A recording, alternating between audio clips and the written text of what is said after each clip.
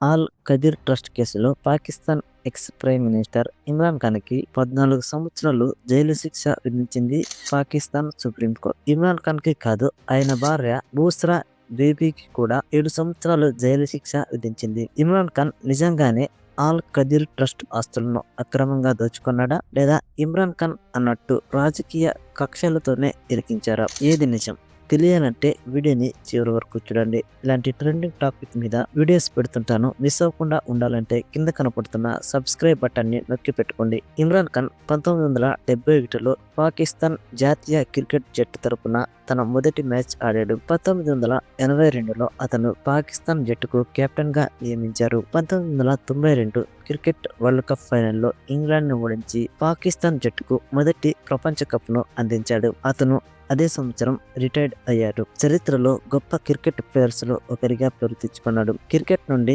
Retirement తర్వాత ఇమ్రాన్ ఖాన్ పాకిస్తాన్ లో ప్రభుత్వం దుర్వినియోగం అండ్ అవినీతిపై పోరాటం చేశాడు. ఇతను 1996లో పీటీఐ పాకిస్తాన్ తెహ్రిక్ ఈ ఇన్సాఫ్ అనే రాజకీయ పార్టీని స్థాపించాడు. 1997లో జరిగిన ఎన్నికలలో ఒక్క సీటు కూడా గెలుచుకోలేకపోయాడు. ఆ తర్వాత 2002లో జరిగిన ఎన్నికల్లో ఇమ్రాన్ ఖాన్ పోటీ చేసిన ఒక్క సీటు మాత్రమే గెలిచాడు. ఆ తర్వాత 2018 ఎన్నికల్లో గెలిచి ప్రధానమంత్రి అయ్యారు. ఇమ్రాన్ ఖాన్ ఆల్ కదిర్ ట్రస్ట్ ఆస్తులను ఆక్రమించుకున్నాడో లేదో తెలియాలంటే ముందు ఆల్ కదిర్ ట్రస్ట్ గురించి తెలుసుకోవాలి.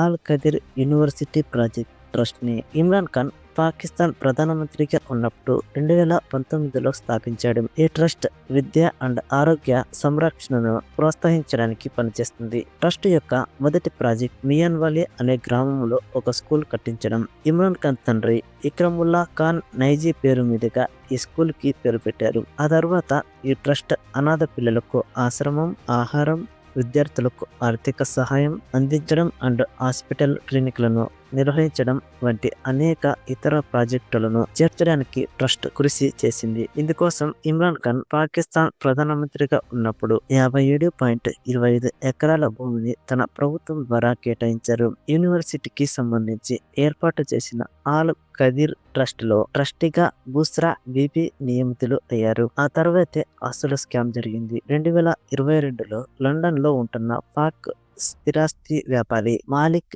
రియాజ్ హుసేన్ సెటిల్మెంట్ లో బ్రిటన్ కు చెందిన నేషనల్ క్రైమ్ ఇన్వెస్టిగేషన్ ఏజెన్సీ 1553 కోట్లను అప్పటి ఇమ్రాన్ ఖాన్ ప్రభుత్వానికి అందజేసింది. వాస్తవానికి ఆ నిధులు నేరుగా పాకిస్తాన్ ప్రభుత్వ ఖజానాలోకి చేరాలి. కానీ ఇమ్రాన్ ఖాన్ ఆ నిధులను తిరిగి రియాజ్ హుసేన్ కు కోర్టు విధించిన జరిమానాకి అందేలా ఏర్పాట్లు చేశారు. ఇందుకు ప్రతిఫలంగా మాలిక్ రియాజ్ హుసేన్ బూస్రా బీబీ సారథ్యంలో నడుస్తున్న ఆల్ కదిర్ ట్రస్ట్ కు ఆర్థిక సహకారాన్ని అందించారు. యూనివర్సిటీ నిర్మాణానికి 2000 కోట్లు ఇచ్చాడు అండ్ ఇమ్రాన్ ఖాన్ కి కొంత భూమిని గిఫ్ట్ గా ఇచ్చాడు. ఈ క్విడ్ ప్రోకో వ్యవహారమే ఆల్ కదిర్ ట్రస్ట్ కేసు. ఈ కేసుకు ముందు ప్రభుత్వానికి వచ్చిన బహుమతులను సేల్ చేశాడు అనే కేసులో 10 సంవత్సరాలు, ప్రభుత్వ రహస్యాలను బయట పెట్టినందుకు 14 సంవత్సరాలు అండ్ వివాహ చట్టాన్ని ఉల్లంఘించినందుకు 7 సంవత్సరాలు జైలు శిక్ష అనుభవిస్తున్నాడు ఇమ్రాన్ ఖాన్. ఇప్పుడు